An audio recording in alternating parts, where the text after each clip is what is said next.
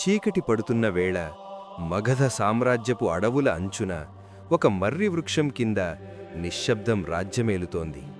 ఆ నిశ్శబ్దాన్ని ఛేదిస్తూ ఒక గంభీరమైన స్వరం వినిపించింది. అది మరెవ్వరో కాదు, భారత చరిత్ర గతిని మార్చిన మహామేధావి ఆచార్య చాణక్యుడు. తన ప్రియ శిష్యుడు చంద్రగుప్తుడి వైపు తీక్షణంగా చూస్తూ ఆచార్య ఇలా అన్నారు: చంద్రగుప్త, ఒక సామ్రాజ్యాన్ని నిర్మించడం ఎంత కష్టమో దాన్ని నిలబెట్టుకోవడం అంతకంటే కష్టం. శత్రువు కత్తి కంటే మనిషి చేసే చిన్న చిన్న తప్పులే అతడిని నాశనం చేస్తాయి. అందుకే ఈరోజు నేను నీకు 7 నిషేధిత ప్రదేశాల గురించి చెప్పబోతున్నాను. గుర్తుంచుకో, సామాన్యుడైనా చక్రవర్తి అయినా సరే ఈ 7 చోట్లకు వెళ్తే వారి గౌరవం, శక్తి, చివరకు ప్రాణాలు కూడా ప్రమాదంలో పడతాయి. వినడానికి సిద్ధంగా ఉన్నావా? ఆచార్యుడి మాటల్లోని లోతును గమనించిన చంద్రగుప్తుడు వినమ్రంగా తలవంచి, ఆజ్ఞాపించండి గురుదేవా అన్నాడు. చాణక్యుడు తన ప్రసంగాన్ని కొనసాగిస్తూ మొదటి ప్రదేశం గురించి ఇలా వివరించారు: చంద్రగుప్త, మనిషికి ప్రాణం కంటే మిన్న అయినది ఆత్మగౌరవం. ఎక్కడైతే నీ ఉనికికి విలువ ఉండదో, ఎక్కడైతే నిన్ను చులకనగా చూస్తారో అటువంటి ప్రదేశానికి వెళ్లడమంటే నిన్ను నీవే చంపుకోవడంతో సమానం. ఒక రాజుగా నువ్వు సర్వశక్తివంతుడివి కావచ్చు, కానీ నిన్ను గౌరవించని చోట నువ్వు కేవలం ఒక సామాన్యుడివి మాత్రమే. అవమానమనేది ఒక విషంలాంటిది. అది నెమ్మదిగా నీ మనోబలాన్ని కుంగదీస్తుంది, నిన్ను నీవే తక్కువగా ఊహించుకునేలా చేస్తుంది. అగ్నిలేని పొగ ఉండదు, అలాగే గౌరవం లేని చోట నీతి ఉండదు. కాబట్టి ఎవరైనా నిన్ను పిలిచినప్పుడు అది నీకు తగిన మర్యాద ఇచ్చే చోటా కాదా అని ఆలోచించు. లేదంటే ఆ ఆహ్వానాన్ని సున్నితంగా తిరస్కరించు. నీ ఆత్మగౌరవాన్ని పణంగా పెట్టి సంపాదించే ఏ రాజ్యమైనా, ఏ సుఖమైనా అది కేవలం బురదలో పడ్డ నాణెంలాంటిదే. అది నీ చేతికి రాదు సరికదా, నీ చేతులను కూడా మురికి చేస్తుంది. ఇక రెండో ప్రదేశం గురించి చెబుతూ ఆచార్యుడి కళ్ళు నిప్పులు చెరిగాయి. అది వేశ్యాగృహం లేదా విచ్చలవిడితనం ఉండే చోటు. చంద్రగుప్త, అధికారం ఉన్న చోట ఆకర్షణలు సహజం, కానీ కామమనే మాయలో చిక్కుకున్నవాడు తన వివేకాన్ని కోల్పోతాడు. వేశ్యాగృహానికి వెళ్లే వ్యక్తి కేవలం తన ధనాన్ని మాత్రమే కాదు, తన వంశ గౌరవాన్ని, తన శారీరక శక్తిని, తన మానసిక ప్రశాంతతను కూడా అక్కడ వదిలేసి వస్తాడు. అక్కడ దొరికే సుఖం క్షణికం, కానీ అది మిగిల్చే మత్స శాశ్వతం. ఒక యోధుడికి ఇంద్రియ నిగ్రహం లేకపోతే అతడు శత్రువుకి దొరికిపోయే సులభమైన ఎరవుతాడు.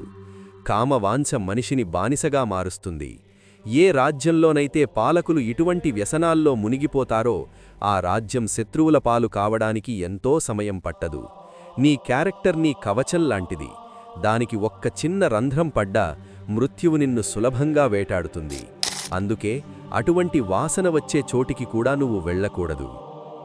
మూడవది మద్యపానం మరియు మత్తు పదార్థాలుండే ప్రదేశం. చూడు చంద్రగుప్త, మత్తులో ఉన్న మనిషికి, మరణించిన మనిషికి పెద్ద తేడా లేదు. మద్యశాల అనేది పాపాల నిలయం. మద్యం సేవించే వ్యక్తి తన నాలుకపై నియంత్రణ కోల్పోతాడు. తన గుండెల్లో దాచుకున్న రహస్యాలను శత్రువుల ముందు బయటపెడతాడు. ఒక రాజు రహస్యం బయటపడిందంటే అది తన రాజ్య పతనానికి నాంది అని అర్థం. మత్తులో ఉన్నప్పుడు మనిషికి ధర్మానికి, అధర్మానికి మధ్య ఉన్న తేడా తెలియదు. నీ మేధస్సు సానబెట్టిన కత్తిలా ఉండాలి అంటే నీ బుద్ధి ఎప్పుడూ స్వచ్ఛంగా ఉండాలి. మత్తు పదార్థాలు నీ మెదడును మొద్దుబారుస్తాయి. విచక్షణ కోల్పోయిన రాజు తన ప్రజలను రక్షించలేడు. అందుకే మత్తు వెల్లువలా పారే చోటు నీకు నిషిద్ధం. అక్కడ స్నేహితం ముసుగులో నీ శత్రువులు నీ నోటి నుండి రహస్యాలు లాగడానికి పొంచి ఉంటారు. జాగ్రత్త. మూడవది అత్యంత ప్రమాదకరమైన ప్రదేశం. అది నీ శత్రువు ఇల్లు. చంద్రగుప్త, శత్రువు ఎప్పుడూ నేరుగా దాడి చెయ్యడు.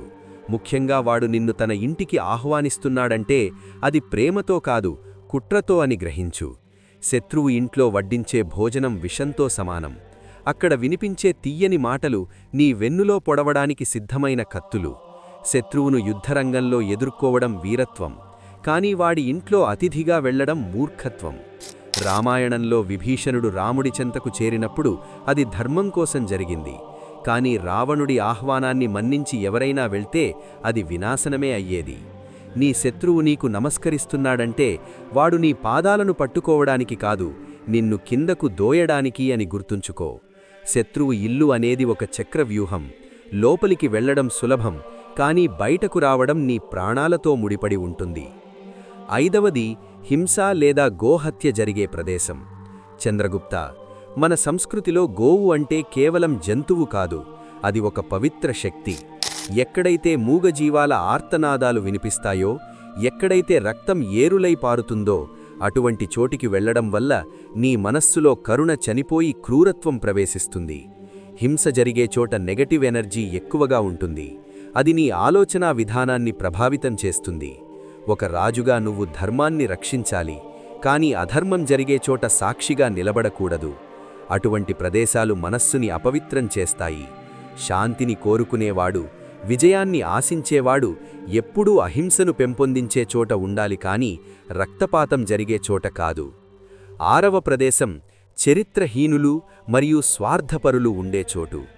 మనిషి తన చుట్టూ ఉండే వ్యక్తుల బట్టే తయారవుతాడు. ఎక్కడైతే కేవలం డబ్బు కోసం, పదవి కోసం దేనికైనా తెగించే మనుషులు ఉంటారో అక్కడ నీటికి తావుండదు.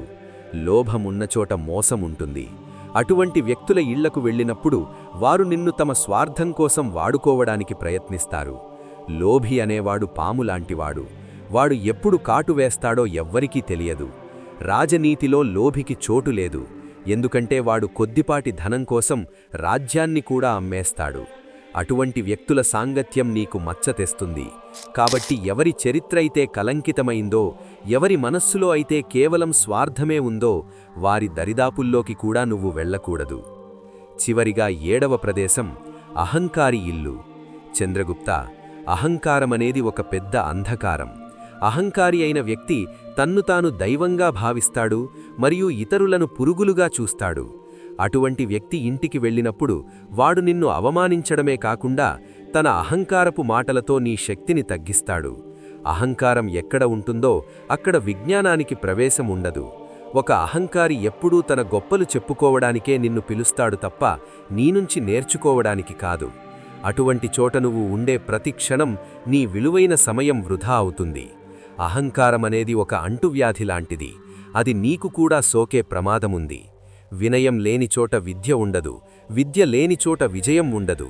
కాబట్టి అహంకారికి ఎంత దూరంగా ఉంటే అంత మంచిది. చంద్రగుప్త, నేను చెప్పిన ఈ 7 విషయాలను నీ గుండెల్లో పదిలంగా దాచుకో. ఈ 7 ప్రదేశాలు నీ జీవితాన్ని నాశనం చేసే అగాధాలు.